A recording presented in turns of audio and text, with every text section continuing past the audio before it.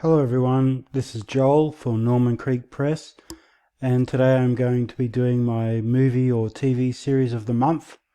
This one's actually for October, so we're a bit early, but I've just finished watching all of the Expanse, and I wanted to do that one, so I thought I would get in early for this month.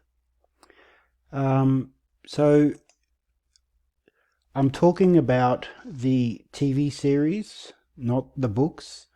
The books come very highly recommended, and that's definitely on my to-do list. But I haven't read the books, so sorry for those fans who have and might have been expecting that. But we're just going to be talking about the TV series today, and I really enjoyed it. I have watched it twice, but we're going to talk a bit about it. So be careful for spoilers for seasons 1 to 5. Alright, so I first watched seasons 1 and 2 on Netflix a long time ago. I can't remember exactly when. And then just recently I watched the whole thing again from 1 to 5 on Amazon. And that was good. I'm glad that I did watch it again because I enjoyed it. And I needed to catch up with the story again because I had forgotten. But yeah, it was really good, and now I'm looking forward to the future of this series.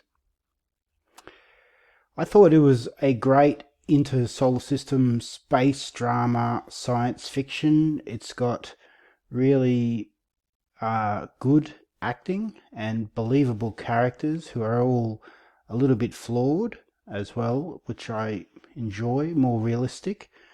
I like the sort of hard science part of it where there's machines and stuff like that. I like the politics involved in all of that, and how mining has sort of expanded into the solar system, which are all things that could happen in the future. So I like that part of it. I must admit, when I watched the first two seasons on Netflix, I was a bit turned off by the alien protomolecule. I thought it was a bit sort of stretching it a bit. I was actually enjoying the hard science, near future, sort of inter solar system. It wasn't going off into the using warp drives or speed of light stuff, or having aliens as a big part of the plot. I thought that it was really distinguishing itself from Star Trek, which Star Trek itself has had so many different permutations that you don't need another Star Trek, because Star Trek's already doing that job really well by itself. And with all the stuff with Star Wars as well, and all the aliens and strange alien cultures, and that there was no need for that. And I thought that, so I must admit I was a little turned off by that the first time I watched it, but the second time I was okay, and I could see that if the TV series was going to go into Venus, that they would need alien technology because Venus is, very hostile environment. Which, fun fact, wasn't that long ago that scientists thought that Venus might be like a hothouse Earth, and they expected to find rainforest and stuff like that on Venus. But of course, when they sent the first probes there, they found it was extremely hostile. And of course, the alien technology serves the purpose of building the ring and getting the humans out of the solar system. So that wasn't going to happen without some sort of semi-magical pseudoscience. And so if it wasn't going to be warp drives or faster than light travel, it had to be alien wormholes or something like that. How about this episode though? I know the asteroid was called Eros, but that was a bit of a strange one in the whole series. A bit sexual, more so than other ones. I know that season 5 sort of all of a sudden we found out that belter ships are basically love huts for all the belters, which was sort of left field, but it's fine. I did think that this particular storyline was a bit strange at the end, and the detective's motivation was a bit stalky, you know, and so that was strange. However, it wasn't a big thing in the rest of the series, and certainly the other plots moved along without it. But that was definitely a little bit strange for me. Anyway, I did like how when they did get the ring technology, it didn't really change much. It just sort of amplified the political problems that were already there. So, of course, the big companies try to charge in and get there before everybody else and stake their claim and make money and make sure that other people can't make money, and the powers that be try to make sure that they're the powers that be.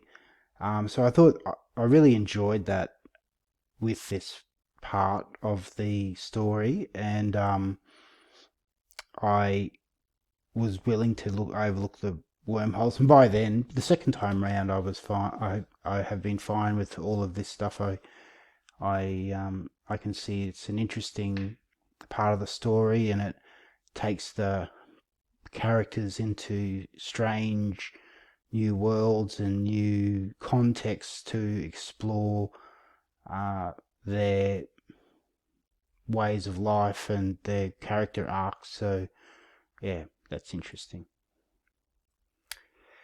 I agree with the view that I read online that Expanse is more sophisticated than Battlestar Galactica. I wanted to love Battlestar Galactica, and there was a lot of hype about that series when it was out, but I sort of thought it ended in a fizzle when all of the robots became religious. So I think that the Expanse does a better job at giving us a science fiction drama, story, and I think that the themes within those stories are certainly much more meatier in the Expanse, whereas I felt like Battlestar Galactica just sort of became a little bit too self-important and maybe it was just trying to tackle too much by working out, questions of divinity and robots. I don't know. Saying that, the same could be said about Orville, that the Orville was more sophisticated than Battlestar Galactica, and I don't think it was trying to be. But I really like the Orville, and I'm looking forward to the new season of that one when it comes out. Thinking back over the Expanse, though, I have to ask, how do they get their cell phone coverage? Because they seem to be able to send messages across space and time and through, amazing distances. And I wonder how that could actually be. Like, how could they do that in reality without it having to be repeated? And they'd have to have spaceships that were cell phone towers, and if they did, why weren't those things targeted during all of the wars and attacks and things that were happening? I don't know, but that's one of the things I've sort of noticed. And that, and the fact that they can travel around and get to each other quickly, even though they might have to travel sort of half the solar system to get there. Anyway, I guess nobody wants to watch half an hour of them traveling across the solar system to get to the next plot point. But yeah, maybe the books does it differently. So I heard that season 6 has just finished filming, and I'm looking forward to that. Hopefully that'll come out around March next year. So that's good. That'll be something else to look forward to. So expect all the YouTube people to drop their Expanse videos soon. But I must ask, whoever it is, I don't know. I know that the deal finished at season 6, but there's plenty of story left, and I hope that Amazon, they would probably be best to do it since they've already invested in all of the rest. If another place were to pick it up, they'd have to work out some deal with Amazon, and that's not going to work for anybody. And if they tried to do a movie, it wouldn't be as good because they'd have to bring everybody else up to speed, and it would just be a bit messy. So I hope they don't do a Firefly or a Deadwood with this series. I really hope that the seasons continue.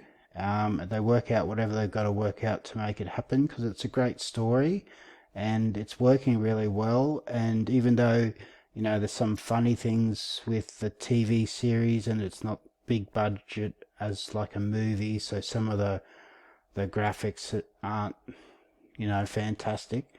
Well, you know, they're good, but it works. But, you know, I'm just saying, sometimes the Protomolecule hybrids looked a bit clunky by today's standards, but, you know, I was willing to work with that. So hopefully they, you know, keep going and don't muck it up like they did with Deadwood. So if you've liked this video, please like the channel so that I know that, you know, that this is the sort of thing you guys want to watch. Subscribe and click notifications to find out when I release new videos. I'll be doing another book of the month soon, and a few other videos, so keep in touch with that. And you can also follow me on social media, Norman Creek Press, Twitter, Pinterest, Instagram, and Facebook. Thanks for watching, and I'll talk to you next time. See ya. These are my references, by the way.